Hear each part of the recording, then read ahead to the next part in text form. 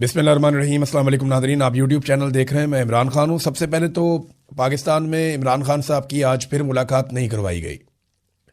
कई महीने हो गए और पाकिस्तान का सबसे बड़ा लीडर है, ना मुल्क में कोई आइन है और ना कोई कानून है।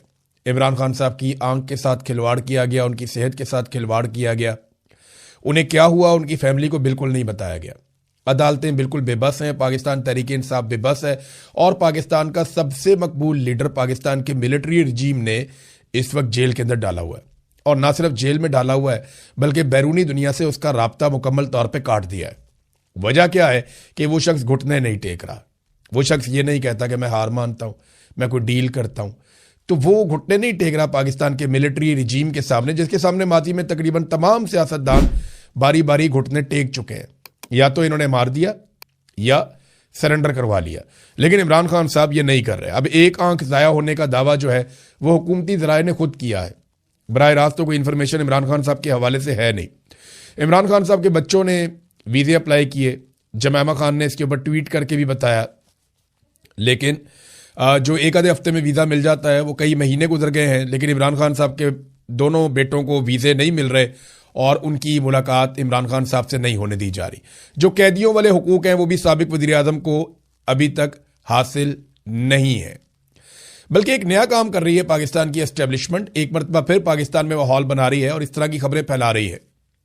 कुछ सोर्सेज ने मेरे तक पहुंचाई, कुछ ने और लोगों तक पहुंचाई, लेकिन एस्टेब्लिशमेंट की क्रेडिबिलिटी बिल्कुल जीरो हो चुकी है। उनकी बात पे अब कोई भरोसा ही नहीं करता, कोई उनका सौदा खरीदता ही नहीं है। वो ये कहते हैं जनाब हम पीछे हटना चाहते हैं, हम ये चाह रहे हैं कि जनाब पाकिस्तान में फिर इलेक्शन हो जाए, हालात नॉर्मलाइज हो जाएं, हम तो चीज़ें ठीक करना चाहते हैं। ये इस किस्म की बहुत सारी बातें माजी में भी करते रहे हैं, लेकिन अब इनके पास पीछे हटने का इम्कान कोई नहीं है। इन्हें खुद जब ये पीछे हटेंगे तो सब खत्म हो जाएगा इनके लिए, ये इन्हें दिखाई दे रहा है। पाकिस्तान की अवाम अब कभी भी पाकिस्तान की एस्टेब्लिशमेंट को तस्लीम नहीं करेगी। ये सिर्फ टाइम निकालने की कोशिश कर रहे हैं और यही टोला मुसल्लत रहेगा। इसका सबूत यह है महंगी गाड़ियां, महंगे जहाज और जितनी चीज़ें ये अपनी अयाशी के लिए ले रहे हैं, ये कोई आने वाले हुक्मरानों को थोड़ी देने जा रहे हैं। ये सब जानते हैं, मौजूदा हुकूमत, एस्टेब्लिशमेंट, मिलिट्री रजीम, ये सब जानते हैं कि इन्होंने किस तरीके से इस इक्तदार को लंबा खींचना है। अवाम सिर्फ इस इक्तदार को छीन सकती है, इनसे अपना हक छीन सकती है। ये बड़े आराम से हक वापस नहीं करेंगे, सवाल ही पैदा नहीं होता। एआरवाई ने एक खबर इसी हवाले से उससे खबर भी दिलवाई गई एआरवाई की जानिब से कि जनाब कोई अलीमा खान ने और सुहेल अफरीदी ने मिलकर एस्टेब्लिशमेंट के बंदों के साथ कोई राब्ते रूब्ते किए और इस किस्म की कोई खबर दिलवाई गई जनाब के वहाँ पे कुछ चीज़ें तय हो गई हैं और कोई मुलाकातें बंद करवाई गई हैं जानबूझकर। तो ये मैंने दोनों सोर्सेज से बात की, मेरी सुहेल अफरीदी साइड से भी बात हुई, अलीमा खानम, तो दोनों तरफ से मुझे जो खबर मिली कि हमारी तो मुलाकात ही नहीं हुई, आपस में मुलाकात नहीं हुई। सुप्रीम कोर्ट में आखिरी मुलाकात हुई थी, तो उसके बाद से लेकर अब तक हम कहाँ मिले, किसको मिले, ये तो कहानी है। और कहानी सुनाने वालों ने, यानी जर्नलिस्ट की ये ड्यूटी होती है ना कि वो दूसरी तरफ से पूछ ले, जी आप भी बता दें। अब अलीमा खानम तो सबकी एक्सेस में है और सुहेल अफरीदी भी सबकी एक्सेस में है। ये कोई शरीफ खानदान तो है नहीं जिससे आप पूछेंगे जनाब ये तैयारा कौन लेकर गया, कितने बजे लेकर गया, तैयारे का रिकॉर्ड दे दें, तो वो मामला छुपा लेंगे, वो बात ही नहीं करेंगे। फिर ऑफ द रिकॉर्ड वो कह रहे हैं जनाब कि वो मरियम सफदर का बेटा लाहौर में ही है। फिर बाद में जब कहा गया जनाब सबूत दें उसका कोई, तो वो सबूत भी कोई नहीं है। फिर जब तक कि वो जहाज़ वापस नहीं पहुंच गया तब तक इनका मुंह बंद था, ये बात ही नहीं कर रहे थे। फिर जहाज़ उजलत में जब वापस आया तो फिर बताया गया जनाब ये तो बेटा, ये सामने आ गया, तस्वीर आ गई। तो ये ना सारी चीज़ों को खुद ही इबाम में डाल देते हैं। अब ये कोई शरीफ खानदान थोड़ी है, ये तो अलीमा खानम और सुहेल अफरीदी हैं, उनसे रब्ता किया जा सकता था, उनका मौक़िफ़ जाना जा सकता था। क्या वाकई आप लोगों ने ये किया है? लेकिन एआरवाई ने वो खबर चला दी, उसके ऊपर दोनों तरफ से तरदीद भी आ गई है। पाकिस्तान तहरीक इंसाफ कहाँ खड़ी है? देखें, तहरीक इंसाफ वहीं खड़ी है जहां वो पहले खड़ी थी।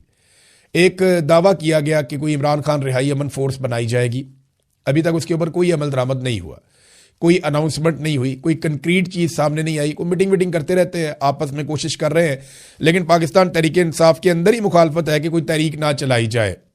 अब तहरीक इंसाफ को यह फैसला करना पड़ेगा कि तहरीक भी नहीं चलानी तो इमरान खान को बाहर कैसे लेकर आना है। डील इमरान खान ने नहीं करनी, तहरीक इंसाफ ने नहीं चलानी, तो फिर इमरान खान ने बाहर कैसे आना है? ये तो एक डेडलॉक हो गया ना। या तो इमरान खान को जाके राजी करें जनाब डील कर ले, वो राजी हो जाए तो बाहर आ जाएंगे, तो या फिर तहरीक चलाएं, ताकि तहरीक चले, कोई एस्टेब्लिशमेंट के लिए ज़मीन गर्म हो, वो कोई रोम छोड़े और इमरान खान साहब बाहर आ जाएं। तो ये दोनों रस्तों पे नहीं जा रहे और इसका नुकसान लगातार पाकिस्तान को हो रहा है। यानी आपको मैं सिर्फ एक खबर बताता हूं, ये सरमायाकारी की सूरत हाल आप देख लें पाकिस्तान में इस वक्त क्या है। और ये शहबाज शरीफ साहब का तुर्रा इम्तियाज है। ये जब भी हुकूमत में आते हैं ना, PMLN, ये बर्बादी फेरते हैं मईशत की। इनके जाने के बाद पता चलता है। स्टेट बैंक ऑफ पाकिस्तान की जानिब से आदाद शुमार जारी की गए हैं। फरवरी 2026 में बैरूनी सरमायाकारी जो है वो मजीद कम हो गई है। रवा माली साल में बैरूनी सरमायाकारी में जो मजमूई तौर पर 44% मजीद कमी देखी गई है। अब अंदाजा करें आप कि 50 साल के सरमायाकारी के रिकॉर्ड तो पहले ही टूट गए थे। अब वो जो रिकॉर्ड टूट गए थे उन रिकॉर्डों को भी तोड़ा जा रहा है कि ये यहां पे 44% मजीद सरमायाकारी पाकिस्तान में कम हो गई है। ये नाज़रीन हालात है। नाज़रीन एक छोटी सी चीज़ और पाकिस्तान के अंदर से बताता हूं, फिर आलमी खबरों की तरफ चलेंगे। खित्ते के हालात। खबर यह है कि सोशल मीडिया पे एक नया और अजीबोगरीब ट्रेंड देखने में आ रहा है।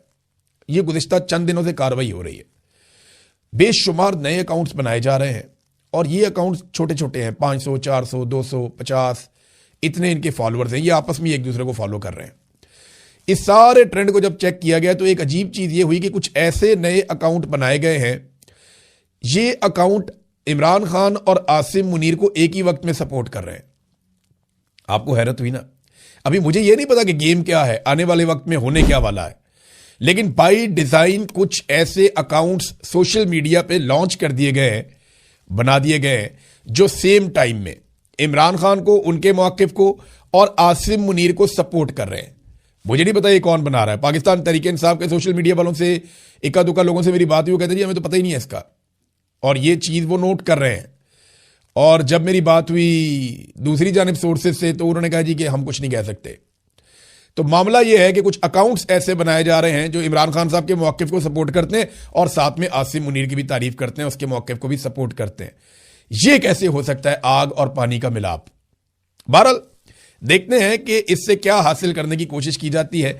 अब आ जाए नाज़रीन उस बड़ी खबर की तरफ जिसने हिलाकर रख दिया सबको।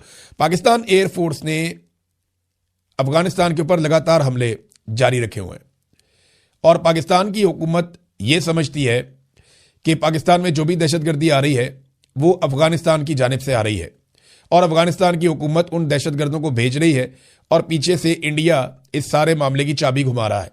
ये पाकिस्तान के अंदर एक नैरेटिव है। लेकिन सवाल यह पैदा होता है कि पाकिस्तान में दहशतगर्दों को एंट्री किसने दी? पाकिस्तान में दहशतगर्दों की एंट्री होती है जून 2022 में। राणा सनाउल्लाह साहब इसके बारे में अनाउंस करते हैं। ये आइडिया था जनरल बाजवा, जनरल नदीम अंजुम और जनरल फैज हमीद, ये तीनों जर्नैल जो है। अब तक के लिए इतने, अपना ख्याल रखिएगा, अपने चैनल का भी। अल्लाह हाफ़िज़।